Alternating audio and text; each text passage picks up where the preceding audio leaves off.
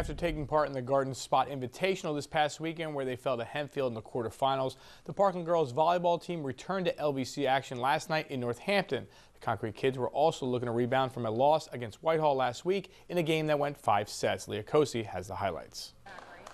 1-3 Northampton playing host to 2-0 Parkland last night, and the K-Kids set the tone in this one, scoring 10 straight points behind 3 aces from junior captain Alexis Morgan for an 11-3 lead.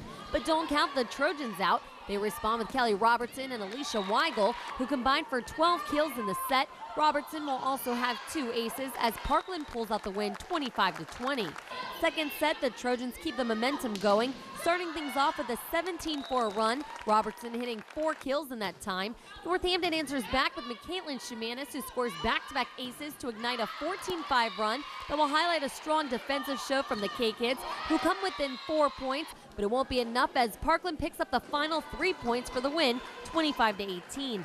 Third set, Trojan senior Taylor Krause will set up Robertson for the kill here as Parkland goes up 10-5, but Northampton responds with kills by senior captains Emily Kohler and Leanna Carvin to give Northampton their first lead since the first set, 16-14, and then later tie the game at 19. Unfortunately, though, for the K-Kids, Robertson will prove to be too hard to defend as she scores the ace here with Weigel good for the final point.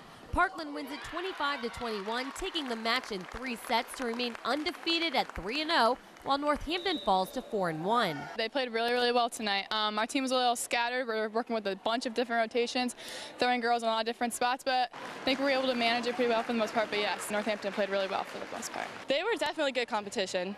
We were ready for them, but obviously we had a little setbacks in the beginning, but we got through it. We're still in transition. We're changing the lineup to see where, if our passing's breaking down, we need to be able to finish from the left side. So we moved Kelly to the left side tonight, opposite Alicia, and trying to find out some players that can run the middle.